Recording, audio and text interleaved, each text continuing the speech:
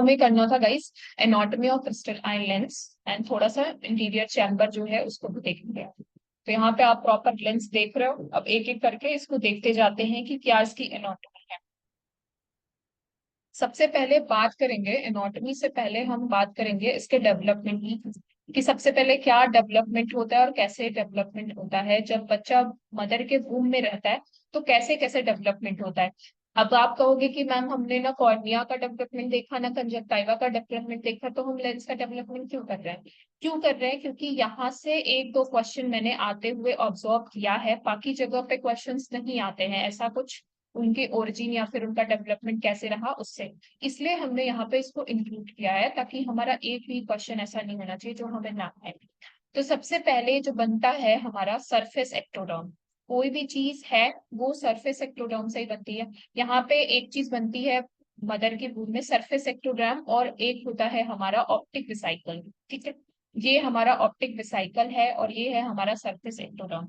ये दोनों क्या करते हैं, आपस में जुड़ के लेंस प्लाकोड बनाते हैं। ठीक है, यहाँ पे जो सरफेस एक्टोडर्म है ये हल्का सा, यहाँ पे आप देख रहे हो बड़ा हो जा रहा है और यहाँ से थोड़ा सा उभार बन जा रहा है। और ये भी जो एरिया है वो चौड़ा होके इस तरह से उभार ले रहा है और यहाँ पे दोनों थोड़ा सा ज्वाइंट हो रहे हैं। तो ये हमारा कहलाता है लेंस प्लाकोड। यहाँ लेंस प्लाकोड का फॉर्मेशन हो गया। फिर लेंस प्लाकोड क्या करेगा, लेंस प्लाकोड धीरे धीरे डेवलप करेगा लेंस ऑप्टिक कप को। ठीक, यहाँ पे लेंस प्लाकोड जाएगा और धीरे धीरे इसका डेवलपमेंट होगा ऑप्टिक कप में। फिर यहाँ अब हम आ जाते हैं, ऑप्टिक कप जो है हमारा वो लेंस वेसिकल्स में डेवलप हो जाता है। यहाँ आप देख रहे हो ये जो है, ये बाहर की तरफ था, है ना, और ये अंदर की तरफ था। अब ये क्या कर रहा है कि जो एपिथेलियम वाला एरिया है, जो लेंस प्लाकोड बना हुआ है प्रॉपर, ये हमारा लेंस प्लाकोड है और ये हमारा ऑप्टिक कप है। ठीक है, अब लेंस प्लाकोड क्या हो रहा है, पूरा का पूरा वेसाइकल बना ले रहा है। लेंस प्लाकोड कन्वर्ट हो जाता है वेसाइकल्स में, लेंस वेसाइकल, और उसके ऊपर कवर कर लेता है हमारा, यहाँ पे आप देख रहे हो ये एरिया। और फिर ये लेंस एपिथेलियम कहलाता है, जो हमारी लेंस वेसाइकल बनती है ना, यहाँ का ये खाली एरिया हमारा लेंस वेसाइकल कहलाता है। उसको बनाता कौन है हमारा, यही लेंस प्लाकोड डेवलप होके जो लेंस की एपिथेलियम है ये सारी बनाती हैं, जो हमारी लेंस वेसाइकल। और ये क्या कहलाते हैं, फिर इनको हम क्या कहने लगते हैं जब ये लेंस वेसाइकल बन जाता है, लेंस एपिथेलियम क्या कहलाने लगती है, प्राइमरी लेंस फाइबर। तो सबसे पहले जो बनता है लेंस में वो बनता है लेंस, जो प्राइमरी लेंस फाइबर है हमारे लेंस का वो बनता है। तो सबसे पहले क्या बना, यहाँ पे हमारा सरफेस एक्टोडर्म है और ऑप्टिकल वेसाइकल सबसे पहले पिक्चर में आती है। फिर उसके बाद हमारा क्या पिक्चर में आता है, लेंस प्लाकोड और ऑप्टिक कप। फिर वो हमारे किस में कन्वर्ट हो जाते हैं, लेंस वेसाइकल्स में। जो हमारे लेंस वेसाइकल पहले से ही बने हुए हैं यहाँ पे वो घिर जाते हैं ऑप्टिक प्राइमरी लेंस फाइबर से। जो हमारी एक्टोडर्म है वो प्राइमरी जो लेंस फाइबर है उसको बना देता है। फिर इसी से डिवाइड होके हमारे जो आप देख रहे हो ये एपिथेलियम जो है वो पतली सी रह जाती है यहाँ पे कॉर्नर में। यहाँ पे जो लेंस एपिथेलियम है बहुत पतली सी बचती है। और प्राइमरी वेसाइकल्स क्या, प्राइमरी लेंस फाइबर क्या करते हैं, डिवाइड हो के सेकेंडरी लेंस फाइबर को बना लेते हैं। यहाँ पे पूरे एरिया पे ये सेकेंडरी लेंस जो लेंस फाइबर है वो बन जाते हैं। ठीक है, तो इसका फॉर्मेशन आप समझ गए। अब बात कर लेते हैं इसकी सिमेट्री की। तो सबसे पहले आई का शेप हम जानते हैं, सब चीजों का शेप, हम कैविटी का शेप देखते आ रहे हैं और सारी चीजों का शेप किया। तो इसका भी शेप जो होता है उसको आपको क्या रखना है, याद रखना है। इसका क्या होता है, एसिमेट्रिक ऑब्लेट स्फेनॉइड। यानी ये ना गोल है ना स्फेयर है, ऑबलेट स्फेनॉइड है। ऑबलेट का मतलब क्या होता है, ये जो स्ट्रक्चर आपको दिख रहा है इसको हम ऑबलेट कहते हैं, इस तरह से बना हुआ होता है। यहाँ पे जो आप देख रहे हो प्रोलेट स्फेनॉइड, इस तरह का जब स्ट्रक्चर होता है हल्का, उसको हम प्रोलेट कहते हैं। और जब ऐसा स्ट्रक्चर बन जाता है तो इसे हम ऑबलेट कहते हैं। तो जो हमारे लेंस का शेप होता है वो ऑबलेट स्फेरॉइड शेप होता है। And does not possesses knob, इसमें किसी तरह की कोई नॉब एंडिंग आपको नहीं मिलेगी, ब्लड वेसल्स नहीं मिलेंगे, कोई कनेक्टिव टिश्यू नहीं मिलेगा। तो ये पॉइंट क्या करना है, हमें याद रखना है। इसका शेप क्या है, ऑबलेट स्फेरॉइड है। अब ये क्या होता है, ट्रांसपेरेंट होता है। ट्रांसपेरेंसी का क्या मतलब है कि इसके अगल बगल जो, मतलब इस तरफ से अगर आप देखोगे तो इस तरफ का एरिया पूरा क्लियर और ट्रांसपेरेंट साफ दिखाई देगा। ठीक है, और क्रिस्टलाइन स्ट्रक्चर होता है। सबसे पहले तो क्रिस्टल, यानी कि कोई आपने इस तरह का मोती वगैरह देखा होगा जो एकदम ही साइन करता हुआ होता है, क्रिस्टल लाइक स्ट्रक्चर होता है, तो वैसा स्ट्रक्चर होता है। अब हम बात कर लेते हैं लेआउट्स की, थोड़ा और introduction, embryology, anatomy, physiology and accommodation, कैसे कैसे हम इस लेक्चर में प्रोसीड करेंगे। तो सबसे पहले एनाटॉमी, उसके इंट्रोडक्शन से बात करेंगे, फिर एम्ब्रियोलॉजी थोड़ा और देखेंगे, उसके बाद हम एनाटॉमी करेंगे, देन लेंस की फिजियोलॉजी, फिर थोड़ा लेंस का अकोमोडेशन कैसे काम करता है उसकी बात करेंगे।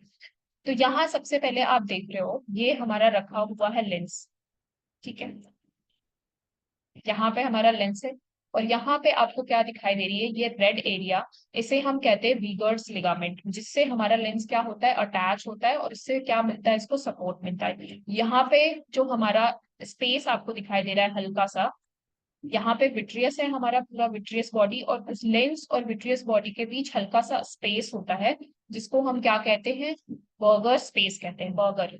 ठीक है, बर्गर स्पेस कहाँ से रिलेटेड वर्ड है, तो आपको हमेशा पता होना चाहिए कि लेंस और ये जो हमारी विट्रियस बॉडी है उसके बीच का स्पेस होता है, और यहाँ पे जो इसकी अटैचमेंट होती है उसको हम कहते हैं बर्गर्स लिगामेंट, या फिर वीगर्स लिगामेंट कहते हैं।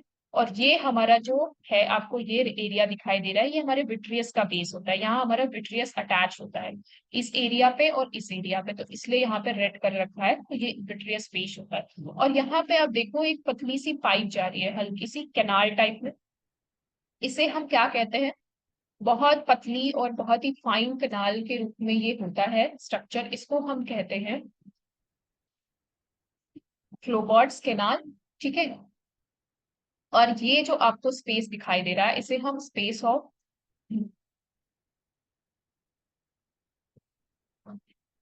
यहाँ पे आपको जो स्पेस दिखाई दे रहा है उसे स्पेस ऑफ मर्करी कहते हैं, ठीक है।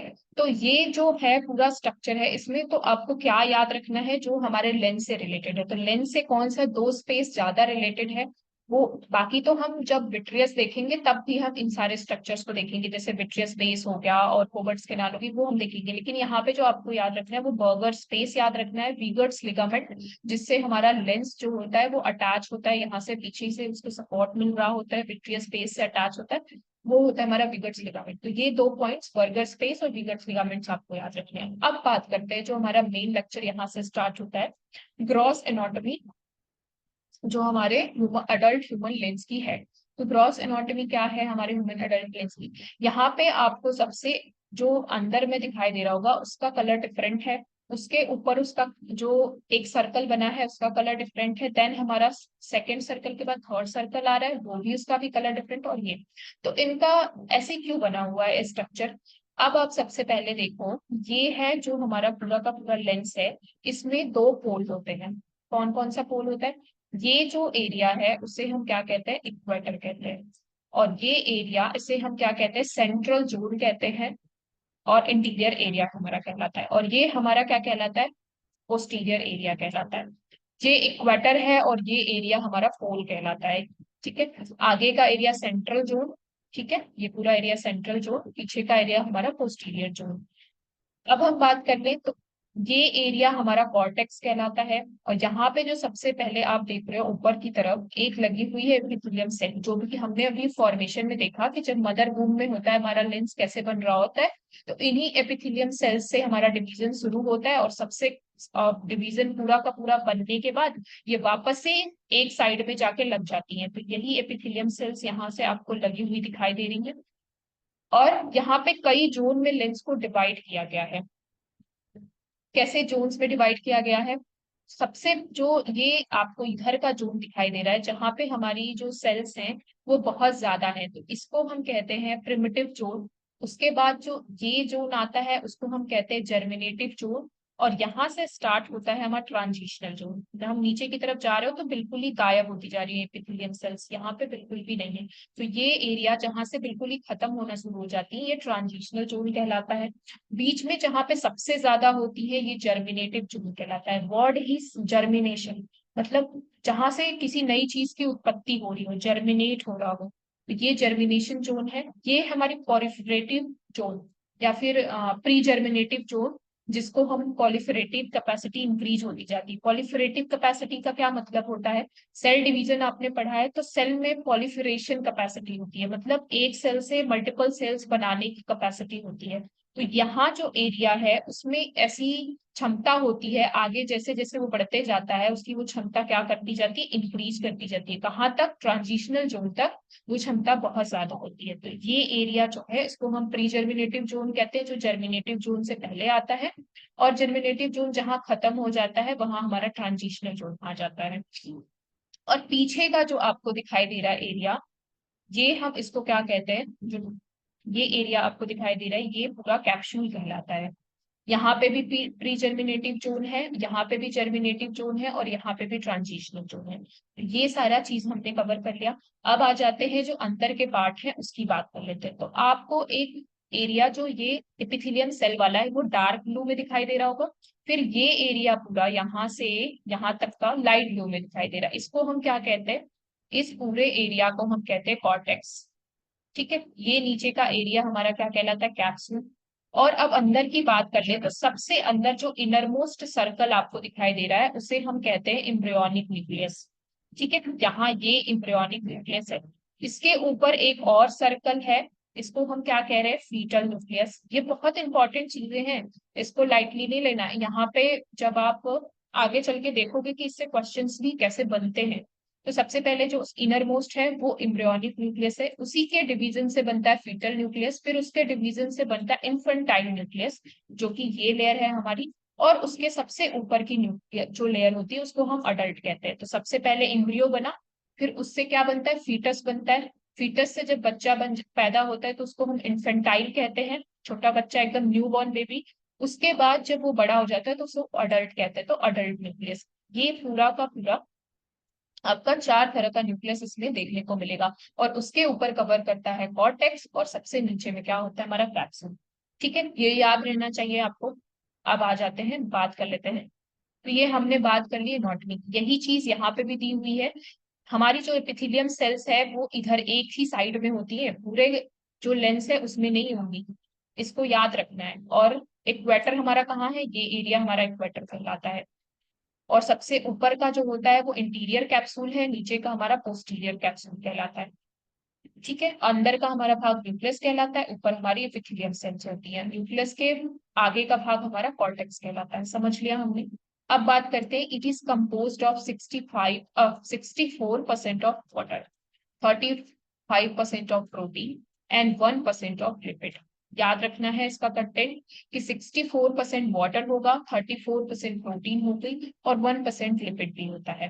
तो जो सबसे कम है, अगर क्वेश्चन में इस तरह से भी दे सकता है कि लेंस फॉर्मेशन में उसके कंटेंट में क्या लिपिड होता है, तो हाँ भाई होता है। तो 1% जो लिपिड है ना उसको भी याद रखना है कि प्रोटीन, लिपिड और वाटर, WPL, तीनों चीजें हमारे लेंस के फॉर्मेशन में रोल प्ले करती हैं। कार्बोहाइड्रेट भी होता है, अदर कुछ सॉल्ट वगैरह भी एलिमेंट होते हैं जो लेंस को बनाने में हेल्प करते हैं। 3 चीजें लेंस के स्ट्रक्चर में मेन होती है। फर्स्ट होता है लेंस कैप्सूल, जो कि हम देख रहे हैं। इंटीरियर और पोस्टीरियर कैप्सूल हमारे पास है, यहाँ पे आप देख रहे हो, ये है हमारा इंटीरियर कैप्सूल यहाँ पे ऊपर में, और नीचे की तरफ हमारा क्या है? Posterior capsule. 2 कैप्सूल है हमारे पास। लेंस एपिथेलियम जो है, यहाँ पे आपकी लेंस एपिथेलियम है जो कि इंटीरियर कैप्सूल के साइड में ही होती है। और तीसरा होता है लेंस फाइबर। 3 स्ट्रक्चर हमारे लेंस के मेन होते हैं, 3 स्ट्रक्चर में हम बेसिकली लेंस को डिवाइड करके पढ़ते हैं। अब बात कर लेते हैं सबसे पहले लेंस कैप्सूल। लेंस कैप्सूल क्या होगा? थिन होगा, ट्रांसपेरेंट होगा, हाईलाइन कार्टिलेज का बना होता है। हाइलाइन एक तरह की स्पेशल कार्टिलेज होती है जिनमें फ्लेक्सिबिलिटी होती है। हाइलाइन प्रोटीन होता है, उसकी बनी होती है। कोलेजनस मेम्ब्रेन होता है इनका, और which surrounded with the lens completely. Lens capsule क्या करता है? पीछे जाइए, वापस से देखिए, लेंस कैप्सूल ने पूरे के पूरे लेंस को सराउंड करके रखा है, घेर के रखा है। तो ये पूरे के पूरे स्ट्रक्चर को सराउंड करता है। It is secreted by the basal cells. अब हर जगह यही आती है, बेसल सेल्स ही जो होती है जो सारा सिक्रीशन क्रिएशन का काम करती है। तो यहाँ पे भी बेसल सेल्स आ गई, सिक्रीट कर रही है। एंटीरियर लेंस एपिथेलियम, आगे का लेंस एपिथेलियम वेंट्रियली आगे की तरफ, and by the basal area of elongating lens fibre posteriorly. यानी कि आपका आगे का एरिया जो बेसल सेल्स हैं पूरा का पूरा इंटीरियर कैप्सूल का वो बना रही है, और उसके नीचे जो लेंस फाइबर्स हैं उनको भी बनाने का काम करती है। It is the thickest basement membrane of the body. सबसे ज्यादा मोटी basement membrane of the body होती है कौन? जो हाइलाइन कैप्सूल होती है वो thickest basement membrane of the body होती है। It is an inverted basement membrane facing inside of close cavity. और एक ऐसी मेम्ब्रेन होती है ये बेसमेंट मेम्ब्रेन जो कि क्लोज कैविटी के अंदर कवर रहती है। And it is a more thick interiorly, यानी आगे की तरफ बहुत ज्यादा थिक होगी, पोस्टीरियरली एंड देन फोल्ड। उसके बाद क्या होगी, पोस्टीरियर पे जो पोस्टीरियर एरिया है उसका पोस्टीरियर एरिया वहां पे थिक होगी, और फिर इक्वेटर पे, और देन फिर पोल पे। ठीक है, यहाँ पे आप देखोगे तो यहाँ पे आपको ज्यादा थिकनेस समझ में आ रही होगी कि कैसे कैसे यहाँ पे जो एरिया है इंटीरियरली ये ज्यादा थिक है। फिर उसके बाद कहाँ पे है, हमारी इक्वेटर पे सबसे ज्यादा थिक है। फिर उसके बाद हम बात कर ले तो हमारे जो पोल है उस पे सबसे जो एरिया है वो सबसे कम थिकनेस पोस्टीरियर एरिया में होता है, यहाँ पे वो बहुत पतली सी है। तो इसी तरह ये बात कर रहा है कि हमारा कैसे कैसे इसकी थिकनेस जो है लेंस कैप्सूल की वो वेरी करती है। लेंस कैप्सूल कभी भी आपको प्रॉपर सब इक्वली थिक नहीं होता है कि पूरे सब जगह इसकी थिकनेस जो है वो बराबर है। नहीं, आपको सबसे जो कम थिकनेस मिलेगी वो पोस्टीरियर एरिया पे मिलेगी, और सबसे ज्यादा जो थिक होता है वो यहाँ पे होता है। फिर उसके बाद इसी तरह यहाँ पे होगा, तो इसी तरह उसकी जो एरिया है वो वेरी करती रहती है। ये क्वेश्चन में आपको स्ट्रेट इसी तरह मिल सकता है कि क्या लेंस कैप्सूल का जो थिकनेस है वो वेरी करता रहता है, कैसे वेरी करता है, इवनली करता है, इन अनइवनली करता है। तो यहाँ अगर क्वेश्चन पूछा है अनइवनली कर रहा है, अनइवनली का क्या मतलब है, यहाँ कम है फिर यहाँ ज्यादा है, फिर ज्यादा है फिर उससे भी ज्यादा है फिर कम हो गया। तो इसमें कोई ऐसा नहीं कि सीक्वेंस फॉलो हो रहा है कि हाँ कम होते जा रहा है ज्यादा होते जा रहा है, कहीं कम कहीं ज्यादा इस तरह से मिल रहा है। तो अनइवन इसकी थिकनेस होती है। And it is the thinness at the posterior pole. तो सबसे ज्यादा कहाँ पे थिन होता है, पोस्टीरियर पोल जो होता है वहां पे सबसे ज्यादा ये थिन होता है। एंड इट इज मेनली जो मेड अप ऑफ टाइप 5, जो टाइप 4 कोलेजन जिसको हम, एंड द ग्लाइकोमेलो ग्लाइकन्स। तो ये जो होता है, कोलेजन के भी कई टाइप्स होते हैं जिसमें कि हम देख लेते पहले भी, याद करिए type 1 collagen, type 2 collagen, type 3 collagen. लेकिन हमें क्या याद रखना है, ये सब याद रखने की जरूरत नहीं है। सिर्फ आपको ये सारी चीजें जो बोल्ड पॉइंट में दे रखी हैं, जैसे कि ठीक है, वो basement membrane of the body होता है, वो लेंस कैप्सूल होता है, थिन होता है, ट्रांसपेरेंट होता है, हाईलाइन कोलाजिनस मेम्ब्रेन का बना हुआ होता है, ये सारी चीजें आपको याद रखनी है। अगर आप ज्यादा से ज्यादा याद करो तो कोलेजन टाइप्स में मत जाना, सिर्फ इतना रखना कि कोलेजन कई टाइप्स के होते हैं जिसमें कि हमारा टाइप 4 है वो हमारे लेंस कैप्सूल को बना। ठीक है, यहाँ पे इसकी, यहाँ पे इमेज से आपको क्लियर हो जा रहा होगा कि कैसे इसकी थिकनेस वेरी करती है। अब बात कर लेते हैं लेंस एपिथेलियम की।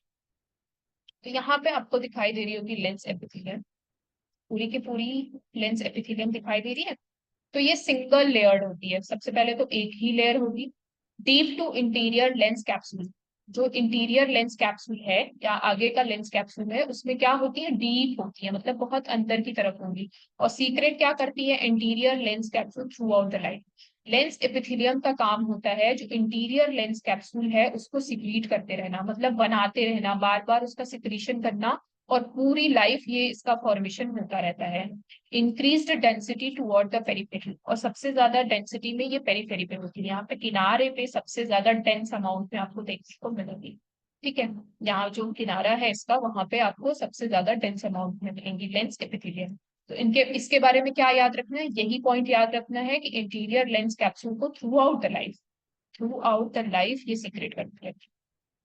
अब आ जाते हैं जोन की बात कर ले, तो लेंस एपिथेलियम में कई जोन्स में डिवाइड किया गया है। ये जो पूरा लेंस एपिथेलियम आपको दिखाई दे रहा है इसके भी कई जोन्स हैं।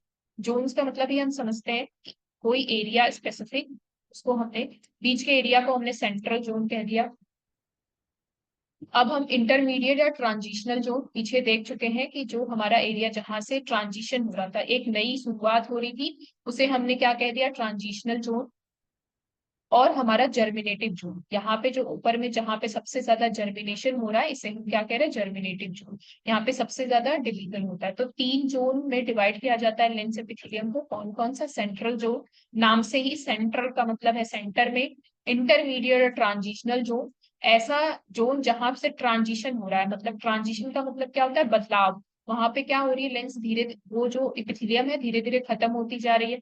और जर्मिनेटिव जोन, जहां पे सबसे ज्यादा जर्मिनेशन हो रहा है, यानी नई सेल्स बन रही हैं, तो वो एरिया हमारा क्या कहलाता है, जर्मिनेशन, जर्मिनेटिव जोन। अब amount of cell reduce with the age, जो सेंट्रल जोन होता है वहां से जो सेल होती है, जैसे अब पूरी लाइफ ये पूरा का पूरा एपिथेलियम जो है सिक्रीट होता रहेगा, ठीक है।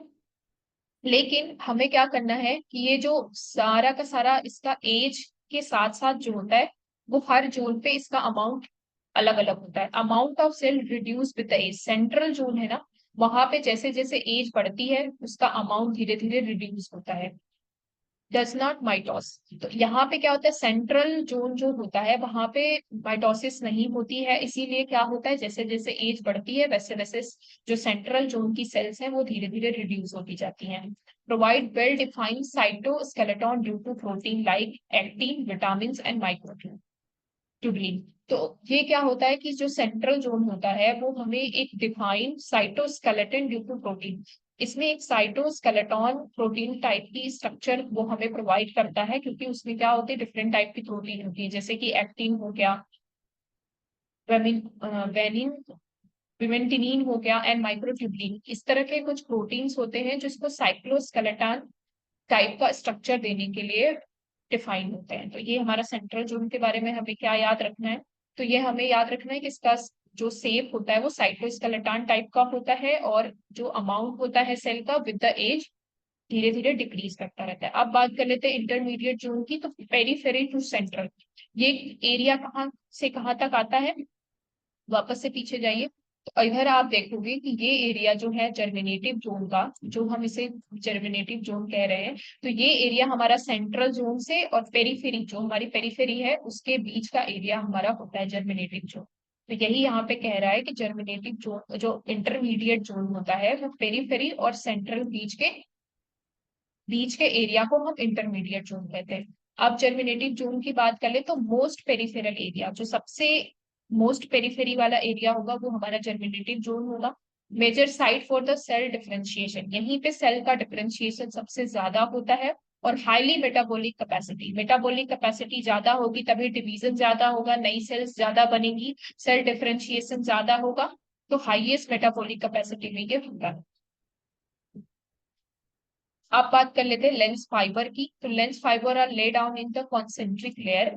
जो लेंस फाइबर है वो हमारी कई लेयर में डिवाइड होता है। सबसे पहले कॉर्टेक्स की बात कर लेते हैं, तो आउटर मोस्ट हमारा लेंस फाइबर कॉर्टेक्स, और जो हमारा न्यूक्लियस होता है वो इनर मोस्ट लेंस फाइबर कहलाता है।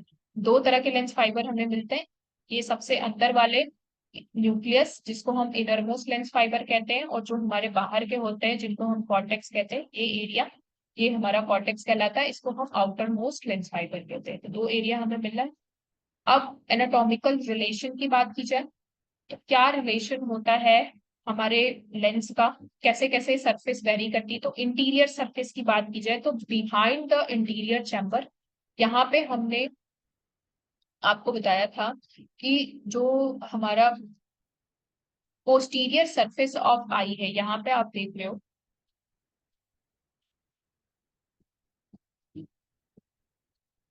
ये है हमारा लेंस,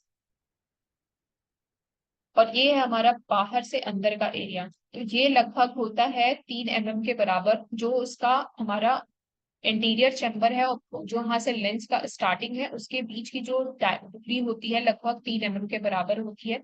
और अगर हम बात करें एनाटॉमिकल रिलेशन की, तो इंटीरियर सरफेस, जो हमारे लेंस का इंटीरियर सरफेस है यानी आगे का सरफेस है, वो कहाँ होता है, बिहाइंड द इंटीरियर चैम्बर। यानी कि जो हमारा इंटीरियर चैम्बर है, ये हमारा इंटीरियर चैम्बर है, और इसके पीछे behind the interior chamber and posterior surface of iris, यानी कि आइरिस का जो पीछे का सरफेस है और इंटीरियर चैम्बर के पीछे के सरफेस पे हमारा क्या होता है, आई लेंस का हमारा आगे का सरफेस होता है।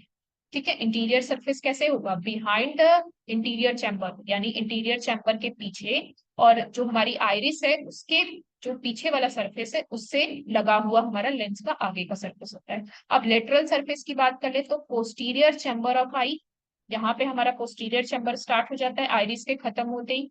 आइरिस ने डिवाइड कर दिया दो चैम्बर में, posterior chamber of eye and to the zone to the zonules through the ciliary processes, और ये कहाँ लगा होता है, जुन्यूल्स के थ्रू सिलरी प्रोसेसेस में, तो पोस्टीरियर चैम्बर की। तो ये जो है उसके डेफिनेशन की बात की जा रही है कि लेटरल सरफेस का कैसे क्या एनाटॉमिकल पोजीशन होती है और इंटीरियर सरफेस की क्या एनाटॉमिकल पोजीशन होती है।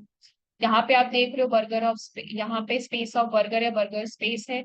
यहाँ पे विगर्स लिगामेंट लगे हुए हैं इस तरफ और इस तरफ, जो कि क्या करते हैं, इसको टेंशन को जो भी एक्सर्ट की जाती है हमारे पीछे के जितने भी पार्ट हैं उनके द्वारा, वो क्या करते हैं, यहाँ पे प्रोटेक्शन प्रोवाइड करते हैं। ठीक है, अब बात कर लेते हैं थोड़ा और। उसके बाद vitreous which is a separated विगर्ड space fill the aqueous and it is attached to the posterior surface the fashion of ligament, जिसमें हम विगर्ड्स लिगामेंट कहते हैं। ठीक है, हैलिडो कैप्सुलर्स। तो ये जो होते हैं विगर्स लिगामेंट, यही मैं समझा रही हूँ कि यहाँ से ये क्या करते हैं, अटैच रहते हैं, और स्पेस ऑफ बर्गर विट्रियस जो होता है उसके और लेंस के बीच जो स्पेस होता है उसे स्पेस ऑफ बर्गर कहते हैं। अब बात कर लेते हैं इक्वेटर की। तो लेंस का इक्वेटर यहाँ पे आप देख लें। ठीक है, तो जो हमारे marginal circumference of a lens where interior and posterior surface meet, यानी कि एक ऐसा एरिया जहां पे आगे का एरिया और पीछे का एरिया जो दोनों वहां पे जहां पे मीट कर रहे हैं उसे हम क्या कहते हैं, इक्वेटर कहते हैं।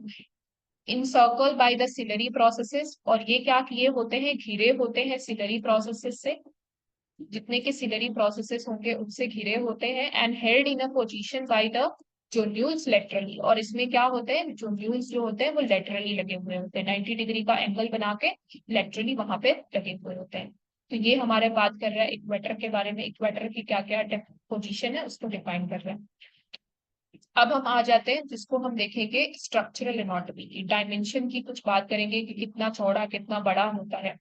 तो इक्वेटर डायमीटर की बात करें, इक्वेटोरियल डायमीटर, तो वो होता है हमारा एट बर्थ 6.5 mm। जब बच्चा पैदा होता है तो उसमें लगभग होता है 6.5 mm का इक्वेटोरियल डायमीटर, और जब बच्चा एडल्ट होता है तो उसमें वो हो जाता है 9 to 10 mm। और इंटीरियर पोस्टीरियर या फिर एक्सियल थिकनेस की बात कर ली जाए तो वो एट बर्थ होती है हमारी, यहाँ पे आपको दिखाई दे रहा है, एट बर्थ 3.5 होती है, और जब बच्चा अडल्ट हो जाता है तो उसमें 5 mm हो जाती है। क्या इंटीरियर आगे से पीछे की जितनी इंटीरियर पोस्टीरियर डायमीटर की बात करें तो ये होता है। और इक्वेटोरियल डायमीटर, दोनों इक्वेटर के बीच की दूरी की बात करें, ये पूरा डायमीटर, तो वो हमारा लगभग 10 mm के होता है। किसमें, ये अडल्ट की पिक्चर दी हुई है, अडल्ट में। और जब बच्चा छोटा होता है तो उसमें 6.5 होगा ये एरिया, और 3.5 के लगभग ये होता है। ठीक है, तो ये इंटीरियर पोस्टीरियर लेंथ है हमारे 5 mm, और ये हमारे क्या है, इक्वेटोरियल डायमीटर। तो इसको क्या करेंगे आप थोड़ा सा याद रखेंगे। अब मेटाबॉलिज्म की बात कर लेते हैं। तो lens require a continuous supply of energy. अब इसमें कोई ब्लड सप्लाई तो है नहीं, लेकिन फिर भी तो इसको क्या करना है, अपनी शेप को चेंज करना है, बार बार एकोमोडेशन के अकॉर्डिंग अपने आप को बदलना है, तो इसमें भी तो एनर्जी लगेगी। तो वो कैसे होगा, एटीपी, एटीपी बा इसको रिक्वायर होते हैं। हमेशा एनर्जी का क्या करना है, इसको बार बार यूज होता रहता है, तो इसमें हमारे एटीपीज रिक्वायर होते हैं। एटीपी का फुल फॉर्म कोई बताएगा,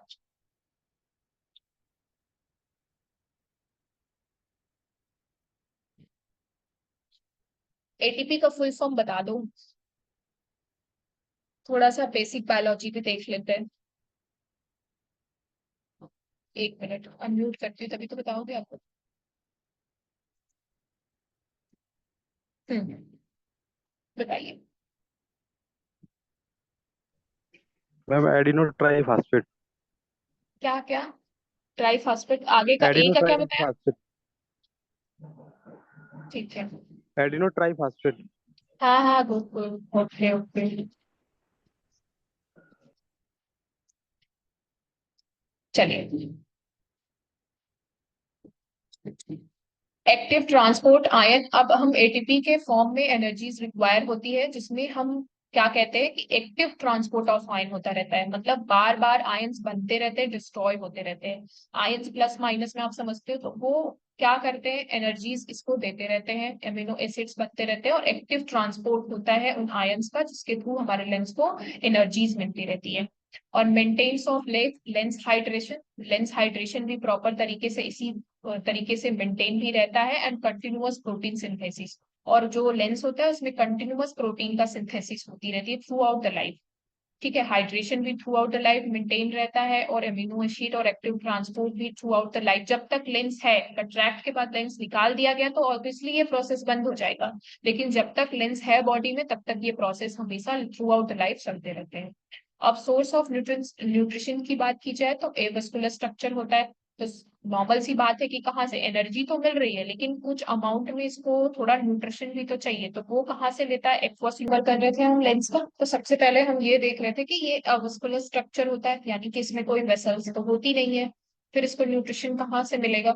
फिर वही मेथड अप्लाई होगा, कौन सा? डिफ्यूजन का, जो बाकी हम कवर करते आ रहे हैं। डिफ्यूजन एक बार मैं और एक्सप्लेन कर देती हूँ, बाकी लोग जो डिफ्यूजन को नहीं समझते हैं तो देखो ध्यान से समझने की कोशिश करना।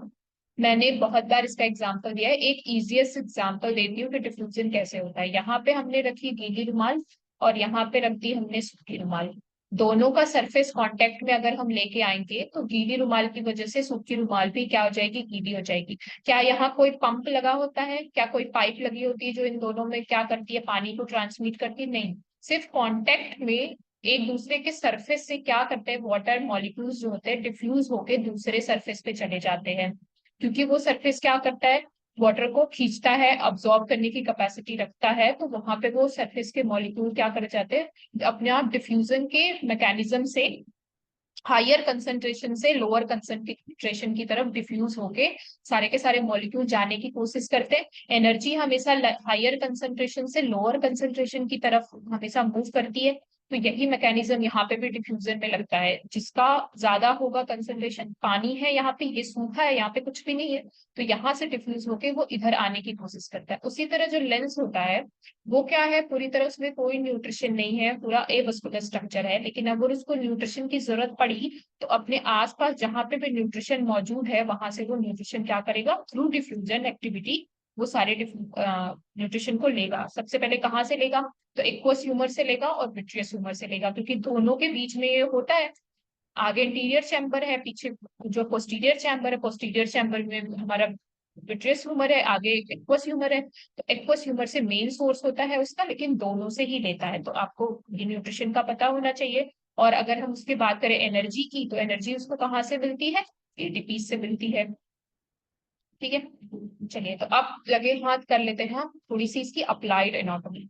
यानी कि हम थोड़ा सा कटरैक्ट, जो कटरैक्टोजेनेसिस होता है, यानी कटरैक्ट कैसे हो जाता है हमारे आंखों में, कैसे उत्पत्ति होती है कटरैक्ट की, उसको देखने की कोशिश करते हैं। तो वापस से इस इमेज में देखिए, यहाँ अंदर में क्या दिखाई दे रहा है आपको? न्यूक्लियस, उसके ऊपर क्या दिखाई दे रहा है? कॉर्टेक्स, उसके ऊपर क्या दिखाई दे रहा है? कैप्सूल। तो अब हम क्या करते हैं, ये पूरा का पूरा एरिया अंदर क्या हो रहा है, एकदम ही कलर चेंज हो जा रहा है, ऊपर थोड़ा सा और सब सरफेस पे भी पूरा का पूरा कलर क्या हो गया, इसका चेंज हो गया। तो यही क्या हो जाता है, पूरा का पूरा जो एरिया ट्रांसपेरेंट था पहले, वो ट्रांसपेरेंट नहीं हो जाता है, वो ओपेक हो जाता है। यानी उसमें लाइट की जो क्लैरिटी मिल रही थी पूरे सरफेस की, यहाँ से अगर हम इधर से देख रहे थे तो उस तरफ का भी हमें दिखाई दे रहा था, लेकिन अब चीज इसमें ये चीज मौजूद नहीं रह गई है। तो इसी को हम क्या कहते हैं? कट्रैक्टोजेनेसिस कहते हैं। Disturbance in transparency of lens lead to the opacification, यानी पूरी की पूरी सरफेस क्या हो जा रही है? ओपेक हो जा रही है। ऐसी सरफेस हो जा रही है जो कि लाइट को क्या कर रही है, पूरा का पूरा अपने अंदर ऑब्जॉर्व कर ले रही है। वो बेंड, लाइट वापस से बेंड होकर जा ही नहीं, तो हमें कुछ भी क्लियर दिखेगा ही नहीं। तो अब क्या हो जा रहा है, पूरी ट्रांसपेरेंसी गड़बड़ हो जा रही है। तो occurrence of an optical discontinuity in the lens such as magnitude as to cause a noticeable dispersion of light. यहाँ क्या होने लगता है? नोटिसिएबल डिस्पर्सन ऑफ लाइट लगता है, ऑकरेंस हो जाती है ऑप्टिकल डिसकंटिन्यूटी की। यानी कि ऑप्टिकल डिसकंटिन्यूटी हो जाएगी पेशेंट को, कहीं पे उसका एरिया कुछ अगर ओपेक हो गया तो उसमें जो ऑप्टिकल हमें क्वालिटी मिल रही थी चीजों को देखने की, अब वो हमें प्रॉपर तरीके से नहीं मिल पाएगी। ये नॉर्मल आई आप इमेज में देख रहे हो, और ये जो ओपेक वाइट स्ट्रक्चर आपको दिखाई दे रहा है जो लेंस में, वो हमारी क्लाउडेड लेंस, जिसको हम कटरैक्ट की वजह से क्लाउडिंग हो जाती है लेंस पे, वो आपको दिखाई दे रहा है।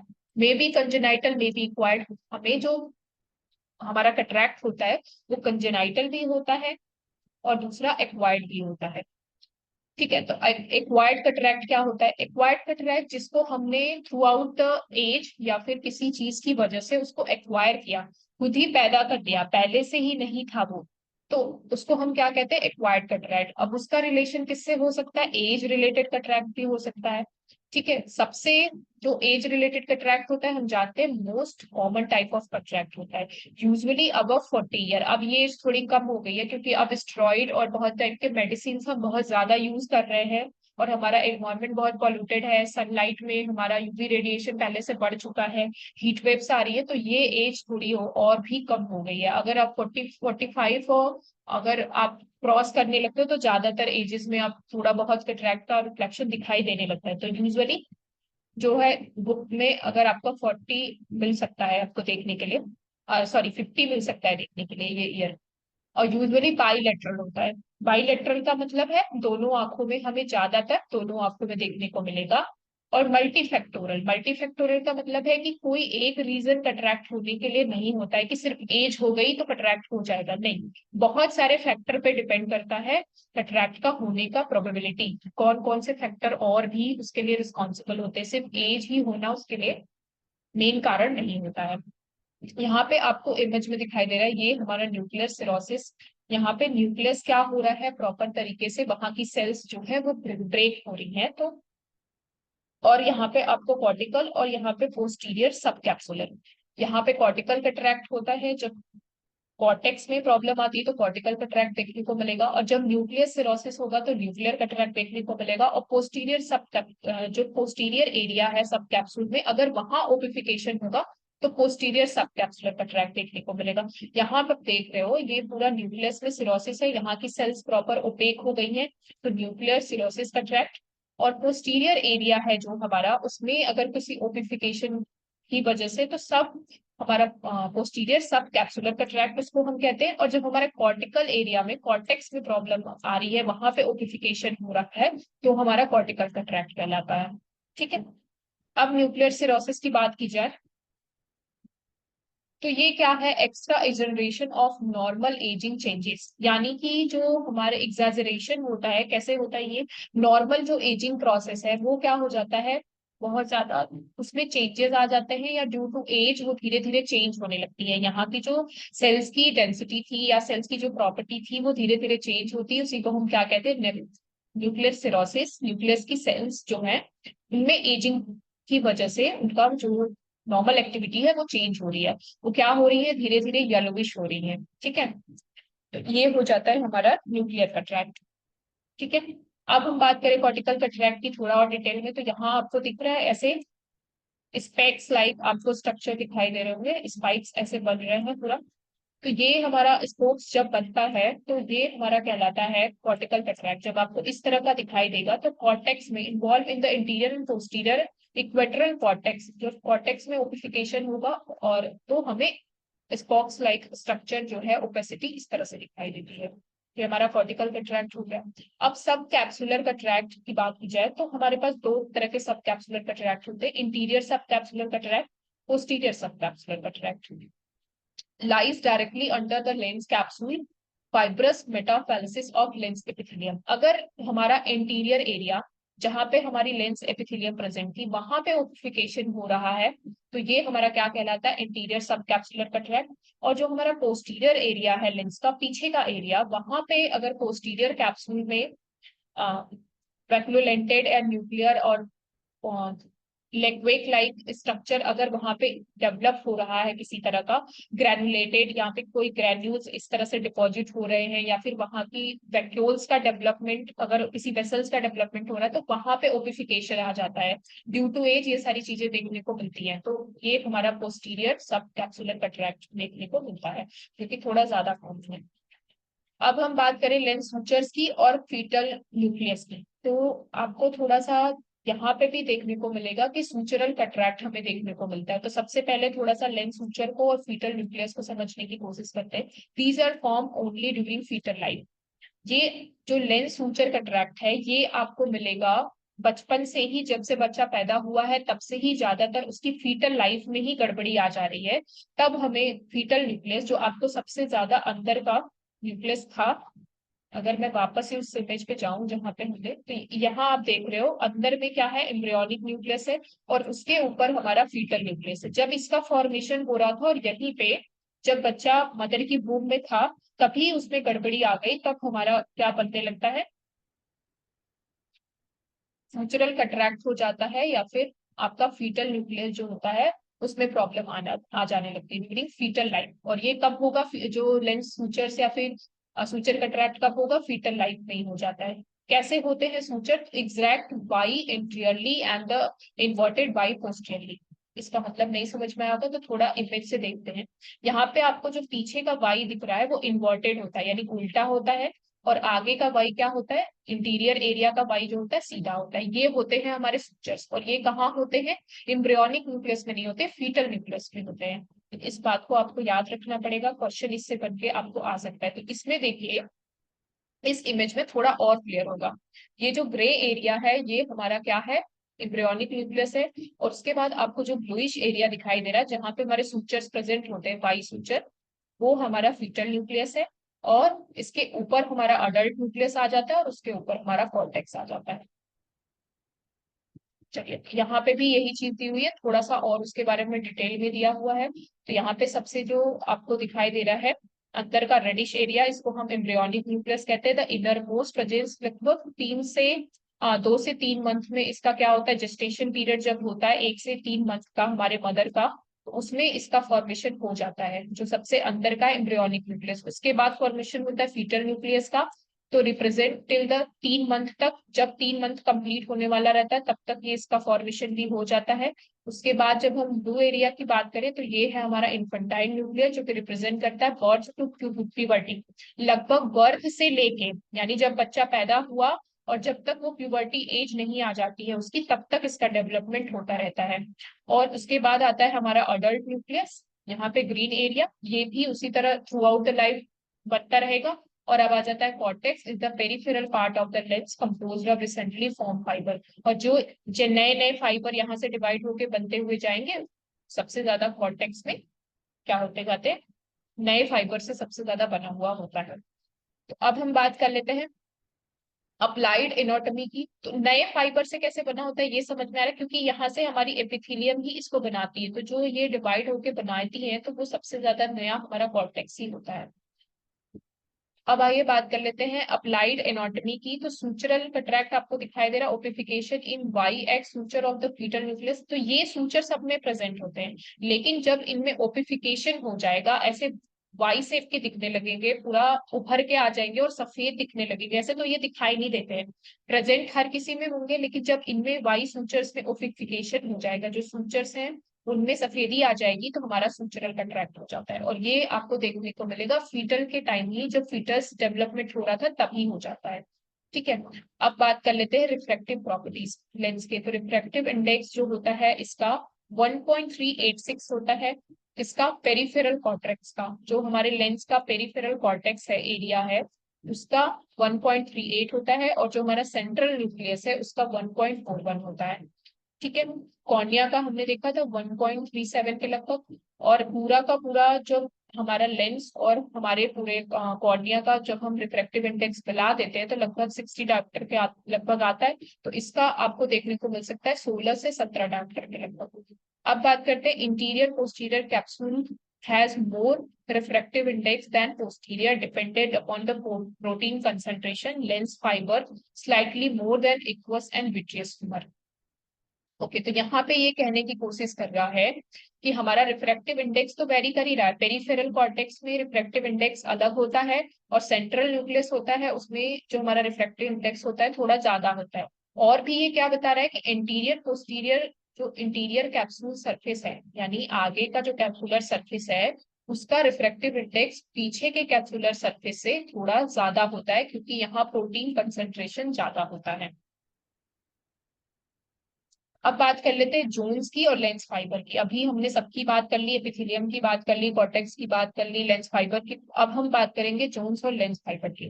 तो न्यूक्लियस दो जोन में हमने बांटा था पूरे के पूरे लेंस फाइबर को, कौन सा, न्यूक्लियस लेंस फाइबर और कॉर्टेक्स लेंस फाइबर। तो न्यूक्लियस लेंस फाइबर जिसमें कि सेंट्रल पार्ट आ जाता है कंटेनिंग ओल्ड फाइबर्स। इसमें क्या मिलेंगे आपको, सबसे ओल्ड फाइबर, क्योंकि ये सबसे जब माँ के पेट में है बच्चा तभी इसका डेवलपमेंट हो जा रहा है, फिर यहाँ का डेवलपमेंट हो रहा है, फिर ऐसे इधर का डेवलपमेंट हो रहा है। तो जो सबसे नई सेल्स हैं वो पीछे की तरफ आती जा रही है।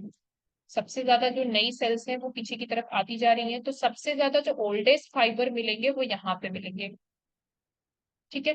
Fibre arrange in a compact fashion to harder in the consistency, यहाँ पे जो कंसिस्टेंसी मिलेगी, यहाँ पे बिल्कुल ही हार्ड कंसिस्टेंसी मिलती है, मतलब बिल्कुल जरा सी भी फाँक नहीं होती है, एकदम एक के बाद एक के बाद एक एकदम चिपके हुए होते हैं जो फाइबर्स होते हैं। तो न्यूक्लियस लेंस फाइबर के बारे में आपको एक ही चीज याद रखनी है कि ये सेंट्रल पार्ट में मिलेगा, और सबसे ज्यादा ओल्डेस्ट फाइबर यहाँ पे मिलेंगे, क्योंकि हमारा सबसे पहले इसी का डेवलपमेंट होता है, तो धीरे धीरे ये क्या हो जाता है, एकदम पुराना हो जाता है, और ऊपर की सेल्स एकदम नई होती है, क्योंकि जैसे जैसे डेवलप होता जाता है पीछे की तरफ जाता जाता है, तो सबसे ज्यादा कॉर्टेक्स की जो सेल्स होती है वो नहीं होती है। तो कॉर्टेक्स की बात करें तो ये पेरिफेरल पार्ट है, ये वाला एरिया हमारा कॉर्टेक्स कहलाता है। Composed of recently formed fibre, तो यहाँ की जो फाइबर्स होंगी वो बहुत नई नई बनती है, रिसेंटली फॉर्म्ड होते हैं, तो फाइबर लूजली अरेंज होती है, इसीलिए क्या होती है, थोड़ी लूज। यहाँ पे आपको दिखाई दे रहा होगा, थोड़ी फाँक दिखाई दे रही है, लूजली अरेंज होती है, सो सॉफ्ट इन अ कंसिस्टेंसी, और कंसिस्टेंसी इनकी सॉफ्ट होती है, हार्ड नहीं होती है कि बिल्कुल भी एकदम सांस लेने तक की दोनों सेल्स के लेयर के बीच में जगह नहीं है, एकदम ऐसी कंसिस्टेंसी नहीं होती है इनकी, थोड़ी लूज होती है। अब हम फंक्शन ऑफ क्रिस्टलाइन की बात कर ले तो रिफ्रैक्टिव फंक्शन, जो चेंज ऑफ शेप, आपके जो लेंस होते हैं उसमें सबसे ज्यादा फंक्शन परफॉर्म करना होता है रिफ्रैक्शन का, तो इसका एक रिफ्रैक्शन रिफ्रैक्टिव फंक्शन हो गया। दूसरा change of shape during cell differentiation, तो इसके शेप में भी चेंजेस आते रहते हैं, सेल जैसे जैसे ग्रोथ होती रहती है उस तरह सेल में भी अलग अलग शेप बनते रहते हैं। स्ट्रेस रेजिस्टेंट होता है ऑक्सीडेटिव प्रॉपर्टीज, इसमें क्या होती है, ऑक्सीडेटिव प्रॉपर्टीज होती हैं और स्ट्रेस को झेलने की कैपेसिटी होती है। और chaperone like function preventive isolation of the heat, यानी कि एक इसमें ऐसा होता है कि प्रिवेंट करता है insulation of the heat and denatured protein, यानी कि इसमें एक ऐसी क्वालिटी है कि जैसे आपके मान लो सपोज करो स्किन है, तो स्किन क्या होती है, उसमें एक ऐसी क्वालिटीज नहीं होती है, जैसे ही सन आएगी, सन की हीट पड़ेगी, सन बर्न आपको हो जाएगा, वहां की सेल्स क्या हो जाती है, बर्न आउट हो जाती है, वो अपना कलर चेंज कर लेंगी, और भी वहां पे डिजनरेशन होने लगता है। लेकिन हमारा जो लेंस है ना, उसमें इंसुलेशन प्रॉपर्टीज होती है, हीट को रेगुलेट कर लेता है, जिस अमाउंट में उसको हीट मिलेगी वहां की प्रोटीन कभी भी डीनेचर्ड नहीं होती है, वो हीट की वजह से अपनी जो नेचुरल प्रॉपर्टी है उसको नहीं खोती है, वो उसी प्रॉपर्टी में बनी रहती है, तो ये हमारे लेंस की प्रॉपर्टी होती है।